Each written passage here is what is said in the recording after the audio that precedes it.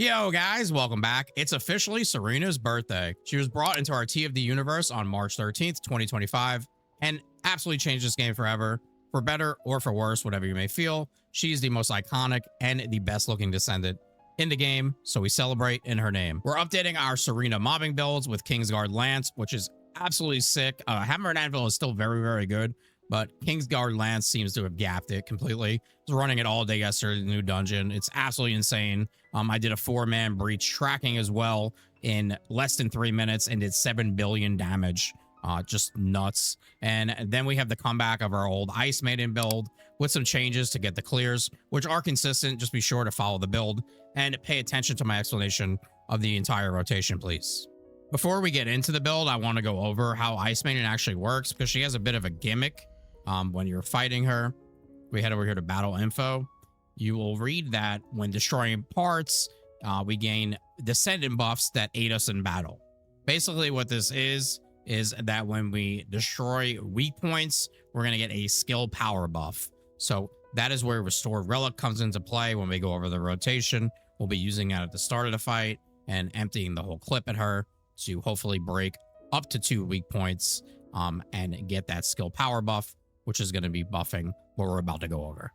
Now, for those who aren't aware of the way this Serena build works, it is a bit different from what we would normally use. Although we are still using her 4, we're not entirely relying on this to get our damage. Our damage is going to be coming from our 1 Sacred Flame, and then also our Ascension, which are high power rounds, is going to get the additional fire damage when hitting enemies with Repentance, which is our 1. So this is not our typical high HP Serena build with like multi-talented and lots of cooldown, keeping our 4 up. We're just trying to blast this guy down as fast as possible within the duration of our Sacred Flame, our Repentance. So we're going to start out with the build before we go over the rotation. We are using Infected Weapon here. This is going to synergize with her first ability, which is a continuous damage skill, and that's going to proc the RK Infection on Ice Maiden, giving us the damage with that. It's a damage interval of 1 second, which is just going to get us more damage procs for her abilities. With that, we're going with Infection Amplifier for the buff that's going to give to the trigger mod. Then we're doing Maximize Power with Fire Specialist. We are running Iron Defense with Skill Extension. Skill Extension is important here as it's going to up the duration of our Repentance, which is going to give us enough time to get the kill. And then also give us enough time to get it back in case we don't get the kill. Then we're going to have Iron Defense, which I think I already said. And then our 4 crit mods. This is a crit build, Emergency Measures, Frontline, Skill Insight, and Skill Concentration. Let's talk about the Ancestor mods that we can use for this build. And I will put a list up on the screen of basically priority and order to go by. I am using a Skill Critical Hit Damage, Singular Skill Modifier, Ancestor mod for this fight. Skill Critical Hit Damage is definitely your priority here, right? We're running a crit build. After that, Skill Critical Hit Rate, I think is going to get you more consistent kills just because of more chances to crit, and your crit damage here is going to be king. After that, getting something like Singular Damage or Fire Damage would also be very good. And then also something like Duration to keep your buffs up longer would not be so bad as well. Our Reactor, we're going Skill Critical Hit Damage and Colossus Damage, Fire Singular. Now, normally this isn't important on Serena having a Fire Singular Reactor, but this is here because we are using her skill damage from her first ability. Then we're going with the Firebrand set here for the fire resistance strip of 30% on Ice Maiden. Make sure you have your MP stats on these. It is still pretty important, even though the fight is relatively short.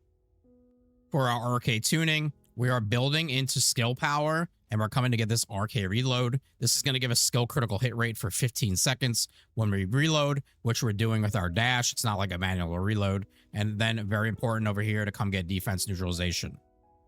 We'll go over the inversion reinforcement, but there's nothing like too crazy in here that's a make or break to the build. We just go with cooldown for the RK circulation tactic, just in case we mess up in the fight. Then we can knock an ad, get the cooldown and our abilities back because we're not really building into cooldown anywhere. Strike point amplification is going to give you weak point damage, but we're not doing a lot of gun damage here. This is majority skill damage. So it is what it is. We're just taking what we can. And then pain suppression, just in case you're somehow going to die and need to heal. But If you're going to die, you're just going to be resetting. Let's go over our restored relic here. And this is going to be to crack the weak points at the start of the fight so we can get the skill power buff. So we're going triple fire rate cores with fire attack, then multi-hit chance, multi-hit damage, fire attack, and explosive attack on our substats. And as far as our mods, we are going with triple firearm attack mods here. First class marksman is going to give us a little bit of multi-hit chance. Then we got our fire rate up. We got our 2 multi-hit mods here, removing our critical hit damage and our critical hit rate and giving us a bunch of critical hit multi-hit chance, and then fire rate up, of course, and fire enhancement. Now for your shotguns, I know people are going to ask, and people are probably still going to ask even after I'm bringing it up. If I don't have Executor built, can I use Smithereens? Yes. The difference is that Executor is just way more accurate and has way better range. That's the difference here. So we are going with Executor. If you don't have Executor built, build it, or you can use Smithereens. I did try Smithereens a few times, just didn't like it, was not as consistent. Both builds are going to be exactly the same, by the way. So for our cores, fire rate on your free slot is very, very important here. And then firearm attack, and then getting aim shot accuracy and hip fire accuracy helps a lot with your aim and spread of the pellets. And then for your substats, multi-hit chance, multi-hit damage, firearm attack, and fire attack. Now for the build, we got shell up, must have on any shotgun. From here, we're going into as much multi-hit damage as multi-hit chance and multi-hit damage as we can get. So we're going to do that percussion sight and piercing trigger, and then multi-trigger support ammo, expand weapon charge to make this mag as big as possible so we avoid having to reload as much as possible, and then multi-fire, which is going to be weak point but also giving us a little bit more multi-hit chance, and then multi-bullet, mostly because there's really not too much more here to go with. So let's go over what we're doing in the fight. You're going to take your wings out. That's going to be your ascension, and then you're going to move forward. Once you get to this like water spot on the floor, this is where I double jump in the air and I use my 4th ability. From here, as I see Ice Maiden starting to stand up, I'm going to start shooting my rockets. I will empty the entire clip, and then we will use our 1st ability to hit her and proc Repentance. From here, we're going to swap to our shotgun while we're holding forward so we get some momentum towards her. Then I'm going to shoot a couple of shotgun bullets and hit my reload using my dash, and then we just start blasting. She will most likely go down within a few shots. Then you want to find a weak point on her shoulder and just continue hitting her. You'll have to do a dash again for another reload. And from this point, she should be just about dead.